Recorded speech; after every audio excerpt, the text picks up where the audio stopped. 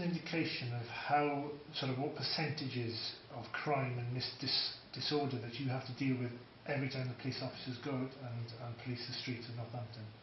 Well, the number one priority for Northamptonshire Police is to reduce violent crime, and we know that in 50% of cases, all cases of violent crime, there is an influence from alcohol, either on the offender or on the victim.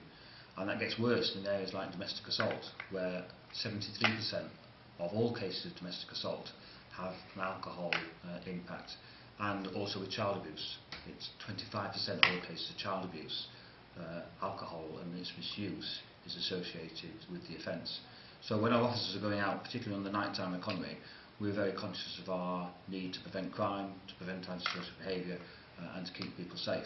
And there are significant resources from Northamptonshire Police going into our town centres to ensure that the nighttime economy flourishes but does so safely. Do you think people realise the true implication of, if you would, alcohol abuse and the problems it does cause? I think most people drink responsibly, and that's what the police support and encourage. Alcohol's got a positive part to play in building communities, but the amount of alcohol has dropped.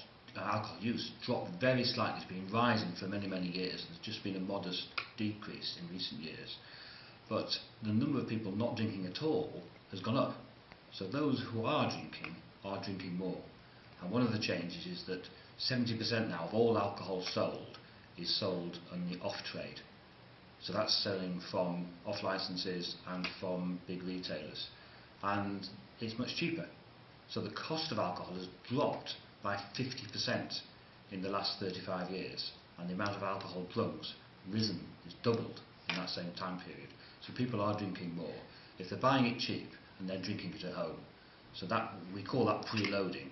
And it's important to us because having preloaded, a lot of people coming into town already having consumed alcohol, already partly vulnerable either to become a victim or to become an offender.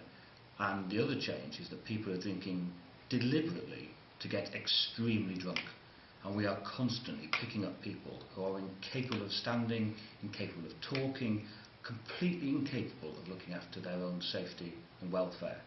And that duty of care then passes to the police, to our colleagues in the health service, and that's a demand on public resources. And I'd love to know, is that how the public want public resources to be used to support people who choose to behave so irresponsibly? How would you, MROs, how important do you think they could play in the future of dealing with alcohol-related problems? Well, early morning restriction orders allow a local council to decide that alcohol won't be sold between certain hours. And in Northampton we put forward a proposal to the council to consider that no alcohol will be sold between 3 AM and 6 AM. And the council decided not to consult the public on that. I would have preferred that we had had that consultation. I think there was quite strong evidence that the levels of violence and antisocial behaviour had risen dramatically in recent years between those particular hours. And the other reason I support it is that I believe that we could do that with the consent of the vast majority of licensees. Because I don't want the licensing trade to be harmed. I don't want the town centre not to flourish as a good nighttime economy. But I think what licensees want is a level playing field. And an MRO is a very, very good way of providing a level playing field. And I have heard that the occasional business might consider that they would go out of business. Well, my challenge back to those businesses would be, if an MRO was introduced, you need to redefine your business model and compete with the other premises and make an offer to the public that is really attractive to them, as the other places are.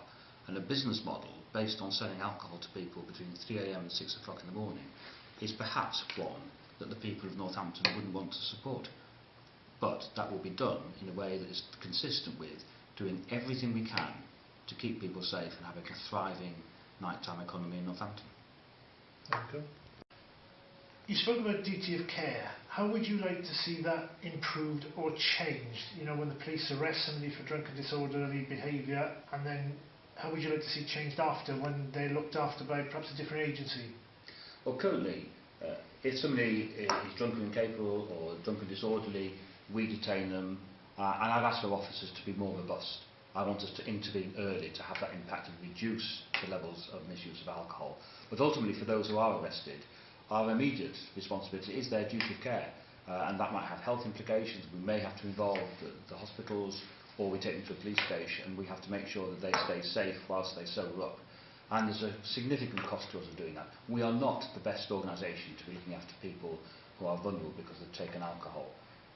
But we have to do that, and in due course we deal with them in terms of the punishment and the sanction for their behaviour. But what about an alternative proposal? That the police make that arrest, and once we're sure there's no policing issues, we hand them over to someone else to look after them and to keep them safe. And however long that takes, when that person's ready to be released, the police can deal with them, often by way of a fixed penalty notice, occasionally by words of advice, but that individual would then have to pick up the costs of being looked after. And I think that's reasonable. If you've chosen to get yourselves into a position when you're incapable of looking after your own health and well-being, and somebody else has to pick up the cost of doing that, well, why shouldn't you pay? And those additional costs might change people's behaviour. And we've seen in the past, drink driving, the whole culture of our society changed because people realised that people were dying as a result. Or perhaps people's approach to alcohol would change if they set out to get drunk and the costs of that were borne by them, not by the public purse. I'd love to know what support there might be for a proposal like that from the people in Northamptonshire.